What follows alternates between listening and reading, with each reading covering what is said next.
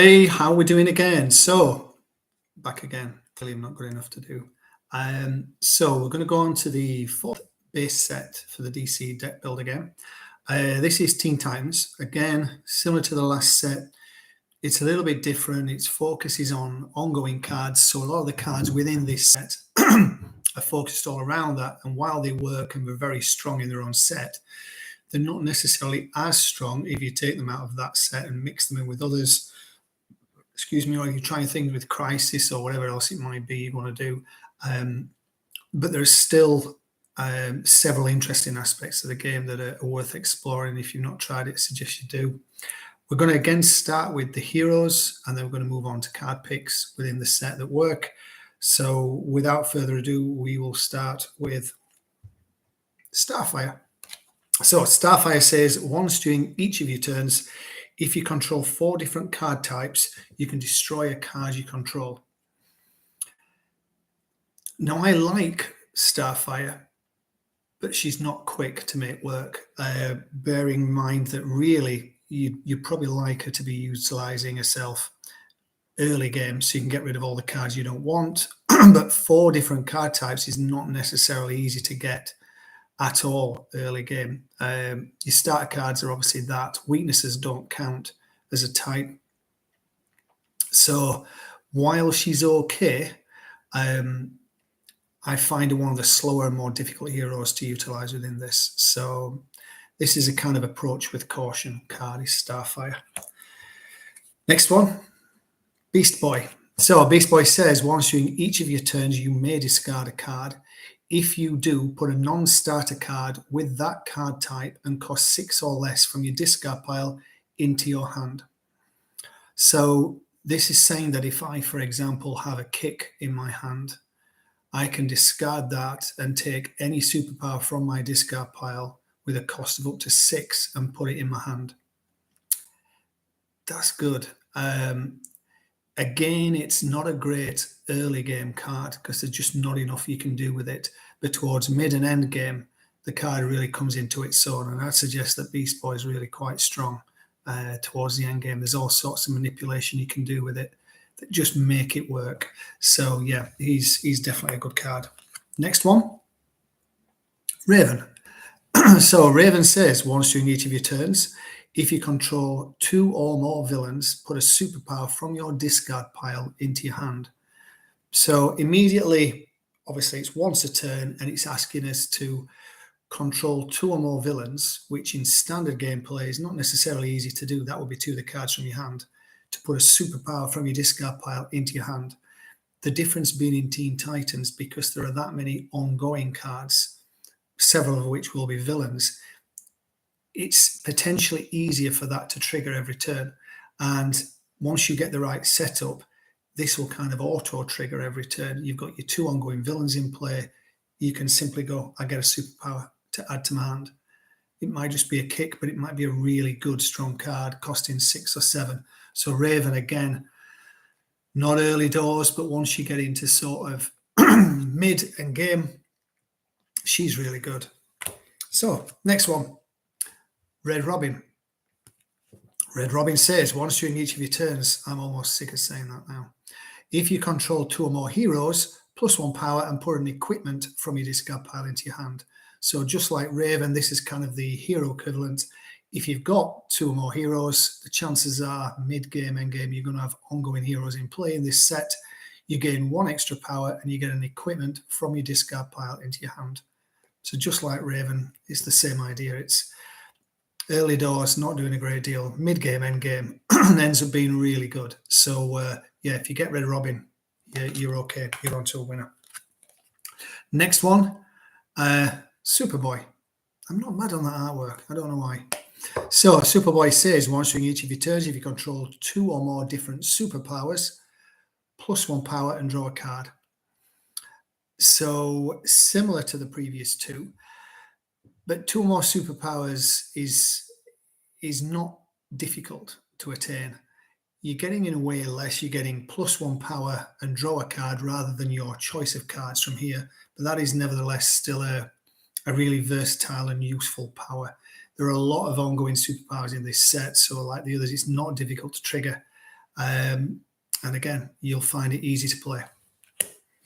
Next one, in fact, we'll do this. Wonder Girl next. Wonder Girl says, once during each of your turns, who guessed, if you control 2 or more equipment, draw 2 cards, then discard a card. So out of all these, while this can potentially be quite random, I tend to prefer it. The idea of getting 2 cards, picking from those, and then discarding a card, I tend to really like that. I've never had a bad game with Wonder Girl. She's always worked for me. And again, it's one of those things that if you control 2 or more equipment, there's plenty of ongoing equipment in the set. It's relatively easy to trigger. Again, not early game. None of these really work as early game heroes, unlike several of them in the other sets. These are more mid-end game heroes that you'll have. But she, Wonder Girl, is a great card.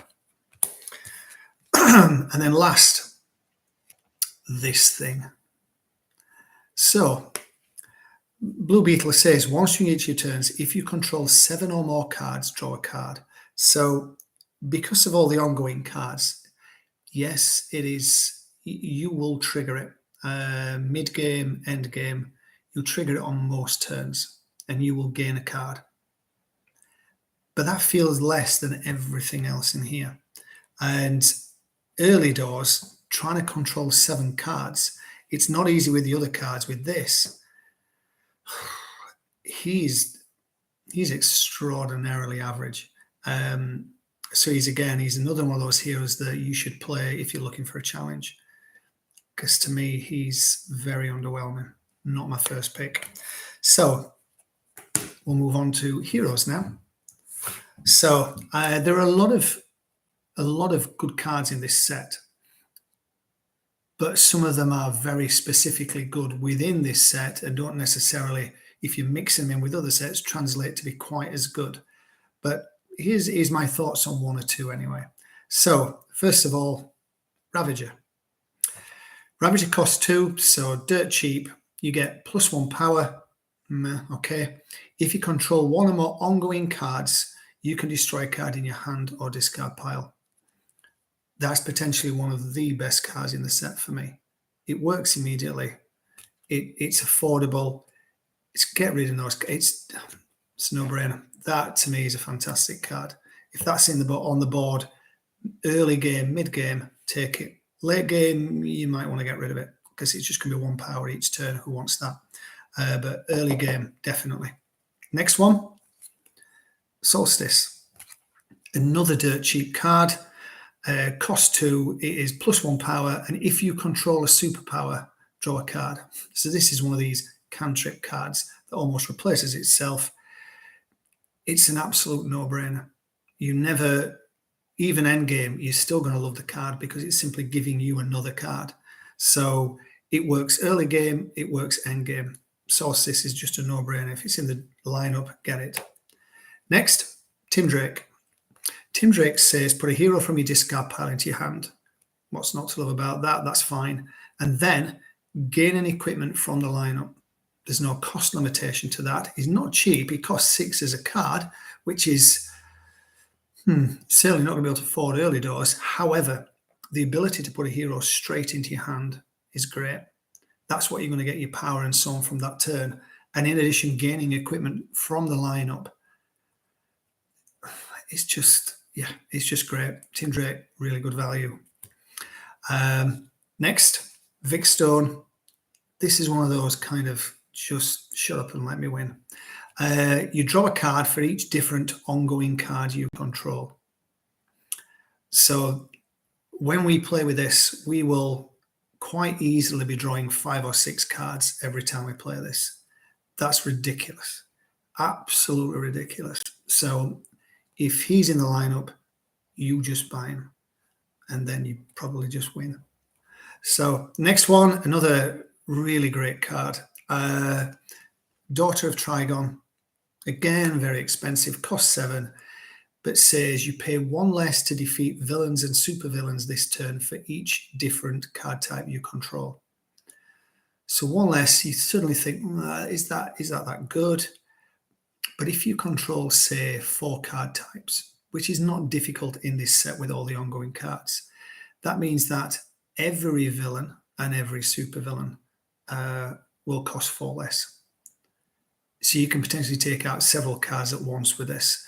There are some other sets when we play Crisis with this, or when we play some of our more epic games in which you have multiple lineups. This is ridiculous. But I still think even in this set for a cost of 7, that can often make the difference.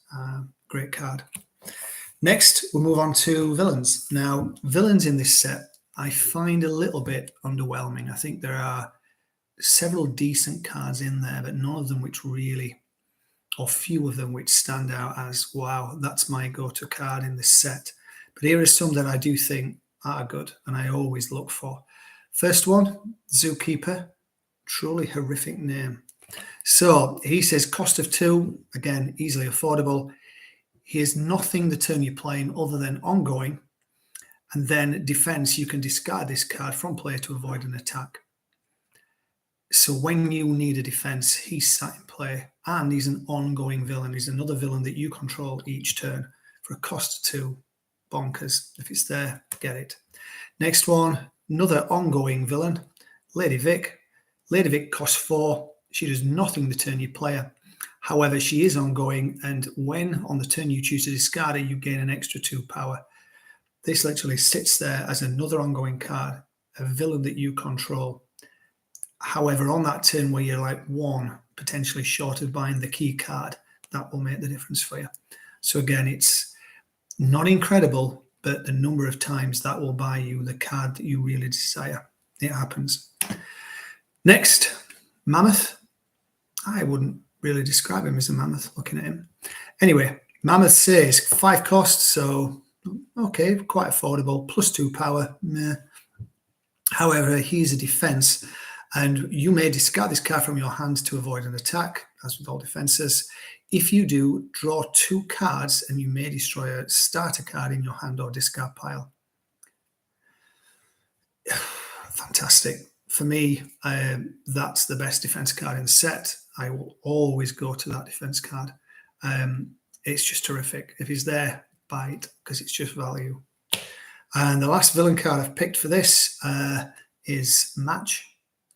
So yeah, he's expensive, so I guess he's going to be good. But for a cost of 7, he says plus 2 power and choose a 4. You attack and gain control of each ongoing card that 4 controls. At the end of turn, return each one still in play to that 4. But generally what we find is the number of cards in this set that you're able to then discard on your turn to utilize their ability. The fact that you can utilize them once stealing them, even if they do nothing, just to mess your opponent up, is fantastic, because this set is all about how many ongoing cards have I got, what am I triggering each turn. So Match is a real strong card for this set. Really versatile, really good. Unfortunately, there's only one of him. So if he's there, buy him. Next, locations. So locations differ in this set in so much that rather than look at there is a location for each hero, each artifact, and so on for all the different types, these are slightly more varied, some of which are great, some of which are meh. But here's a couple that, again, I think are really good. First one, New Titans Tower. Costs 5, so same as most locations. Does nothing the turn you play, but says ongoing. The first time you play an ongoing card, including this one during each of your turns, draw a card. So when you play this, you'll immediately draw a card to replace it. And then the first time you play an ongoing card on each turn, which you tend to do a lot in this version of the game, you will draw an extra card. So a bit of a no-brainer. It's affordable and it's just versatile. It will be triggering most turns for you, so well worth getting. Next one, Cadmus Labs. Cadmus Labs costs 6. There's a text that says, once during each of your turns, choose a hero or villain with cost 3 or less you control and put it in your hand. So you will play that card, and then you can trigger this to say, I'm going to take that card back into my hand and replay it. So whether that is a card such as Solstice, that says you gain +1 power, and if you control a superpower, draw a card. You're gaining so much versatility from your cards simply by playing that. So the Cadmus Labs is allowing you to replay all your small utility cards time after time. You tend to find when you play with this card, it's triggering all the time, because by the time that this hits the table, those 2-3 cost cards that it's going to trigger with, you've already got. So I find this always works and gives real good value. So if this one's here, it's well worth picking up. Next is going to be equipment. So I think there's a fair number of decent equipment in this. Some are easier to play than others. But these all represent, again, cards that for me are just, if they're there, buy them, because you'll just find they help you out massively. First of all, Detonator. 3 cost, equipment, ongoing. You can discard it from play. If you do, destroy a card in your discard pile. If this is in the lineup early game, buy it. Buy any copy of this that appears, because it will thin out your deck so quick, and because you're allowed to choose when to trigger it, it always works. It's an absolute no-brainer and one of the best cards in the set. So Detonator, well worth getting. Thin your deck out and get rid of that rubbish. Next one, Cybernetic Enhancement. Cost 3, simply says +1 for each ongoing card you control. In this set, mid-game, end-game, this can be worth 5-6 power a time. Ridiculous for a cost of 3, no-brainer. Just buy it. Next one, Lasso of Lightning. So Lasso of Lightning costs 5. You only get £1 for playing it, which is a bit meh for a cost of 5 for sure. But it says you may put an ongoing card from your discard pile into your hand. So this is one of those cards that before you play it, you look at what ongoing cards you've already got in play. You utilize discard 1, trigger its ability, knowing that you're simply going to get it straight back once you play this and you replay it again. Obvious sort of combo, but you've just got to do it. And this is so useful for that. So Lasso of Lightning, if it's there because of all the ongoing cards in this set, pick it up. And last but not least, for the equipment, ridiculously expensive one as always. Reach Scarab, cost 7, 3 power. So it's a decent amount of power, not so much for 7 cost, but 3 power can't be ignored. The defense is you may discard this card to avoid an attack. If you do, draw 2 cards and put an ongoing card from your discard pile into play. Bonkers, absolutely bonkers in this set. They draw 2 cards and put a ongoing card from your discard pile in play. That's 3 cards. It's ridiculous. Buy it, play it, love it. Watch your opponents squirm. Next and last is on to the superpowers. The superpowers tend to be a little bit underwhelming in this set. However, there are still some good ones. First of all, Energy Absorption. For me, I think the single best card in the set. It doesn't matter when I play with this, in what set I've mixed it into, Crisis, this, some of the other variations. Energy Absorption is brilliant. It costs 4, draw a card, and then you can destroy a card in your hand. I found this is so useful on so many times. You don't have to draw the card. So you don't have to destroy the card, obviously, that you're drawing. You may destroy a card, so you don't even have to destroy one if you don't want. So it's replacing itself if it's not particularly useful on that turn. This is just great value. Every time I play it, it never, ever seems to let me down. So great. Next one, Azarath Metreon Zinthos. I probably butchered that. This is a 5-cost ongoing superpower that says you can discard this card from play. If you do, put a card with cost 4 or less from your discard pile straight into your hand. So you're going to discard this, look through your discard pile, find any card with cost 4 or less, and put it straight in your hand. That's just a great versatile. What do you need at that time? Do you need another ongoing card in play? Do you need a card that's going to give you power? Do you need a card that's going to do card destruction? That's going to let you pick whatever you want. So great card. And then last but not least, for the set and for the superpowers, obvious one for anyone that knows the set, Speed Force. Speed Force costs 7, so it's not cheap, but it gives you 2 power and draw 2 cards. An absolute no-brainer. It's it's a 7-cost card. It's what they do in this game. The 7 costs are all ridiculous, and 2 power and draw 2 cards is just going to make you win games. So that's it for Teen Titans.